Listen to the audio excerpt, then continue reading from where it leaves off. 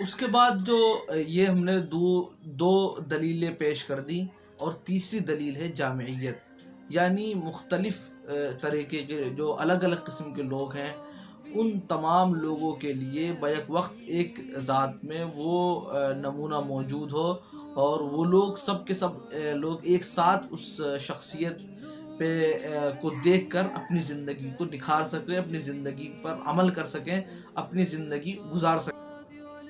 اب ہم اس کو اس اعتبار سے اگر ہم دیکھیں تو ایک بات غور کرنے کی ہے، جو اس کا ہم ذکر کرتے ہیں پہلے، کہ کسی بھی مذہب میں اگر ہم مذہب میں غور کریں تو سب سے پہلے جو چیز ہمیں معلوم ہونی چاہیے وہ یہ ہونا چاہیے کہ اس میں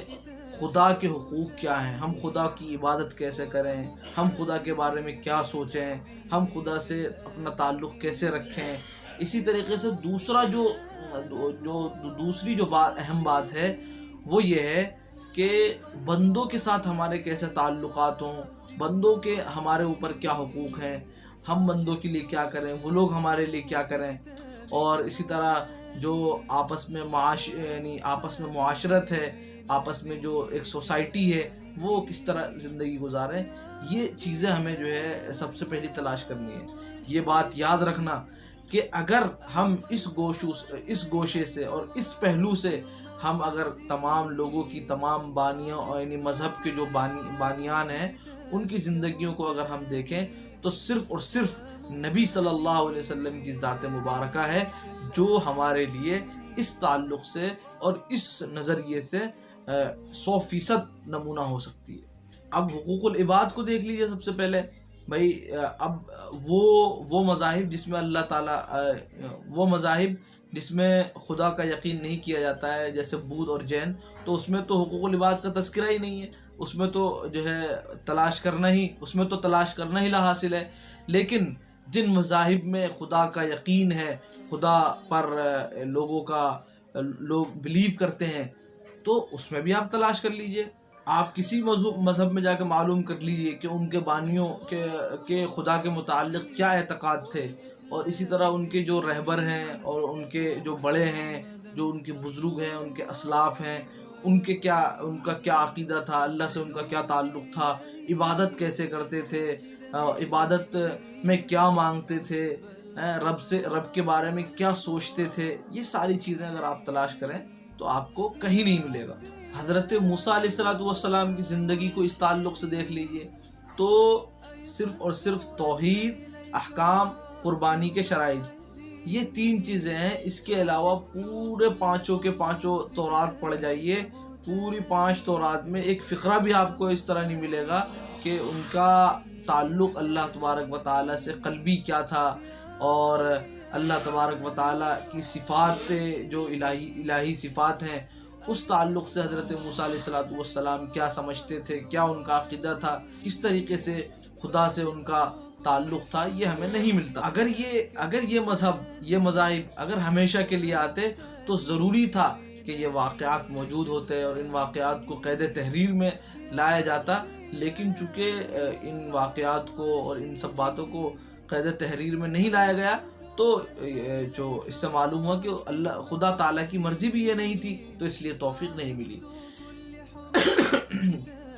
لیکن یہ جو ہم نے باتیں پیش کی ہیں، اس سے یہ مراد ہرگز نہیں ہے کہ بھئی ان کی زندگی میں موجود ہی نہیں تھی، زندگی میں تھی۔ حضرت عیسیٰ علیہ السلام، حضرت موسیٰ علیہ السلام، ان تمام کی زندگی میں یہ چیزیں موجود تھیں، اللہ سے ان کا کیسا تعلق، عبادت، یہ ساری چیزیں ہیں، لیکن وہ ہم تک پہنچ نہ سکی۔ یہی دلیل ہے کہ جب وہ پہنچ نہ سکی تو جو چیز ہمیں پہنچی ہے وہ ہمارے لیے قابل عمل ہے۔ اب حضرت عیسیٰ علیہ السلام کو دیکھیے اس تعلق سے اور اس نظریے سے، تو حضرت عیسیٰ علیہ السلام کی پوری زندگی میں، یعنی انجیل میں جو ہم پڑھتے ہیں، تو سوائے اس مسئلے کے کہ حضرت عیسیٰ علیہ السلام خدا کے بیٹے تھے، کوئی بات معلوم نہیں ہوتی۔ خدا اس بیٹے کا باپ سے کیا تعلق تھا، بیٹے کے اقرار سے یہ تو معلوم ہوتا ہے کہ وہ باپ کا بہت ہی چہیتا اور بہت ہی پسندیدہ اور بہت ہی محبوب تھا، لیکن ہمیں یہ معلوم نہیں ہوتا کہ بیٹے کا باپ سے عبادت میں کیا تعلق تھا، اس کے سامنے جھکتا بھی تھا یا نہیں، اور آج کی روٹی کے علاوہ بھی اس نے کوئی چیز مانگی کہ نہیں، گرفتاری کی رات سے پہلے بھی اس نے کوئی رات ایسی گزاری جس میں وہ اپنے حضور کی بارگاہ میں دعا گو ہو۔ ظاہر ہے کہ روحانی اعتبار سے اگر ہم اس سیرت کو پڑھیں گے اور اس سیرت پر عمل کرنے کی کوشش کریں گے تو ہمارے لیے نمونہ بالکل نہیں ہو سکتا۔ حضرت عیسیٰ اور بندے کے درمیان اگر خدا تعالیٰ کا تعلق واضح ہوتا تو 300 سال کے بعد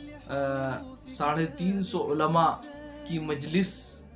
نہ بلانی پڑتی اور اس مسئلے کو حل کرنے کی کوشش نہ کی جاتی۔ من هو مرشدي أيقنت أن إليك مردي وموعدي، فعشقت كل حروف كتابك مهتدي ومقتدي بنبيك الآمين.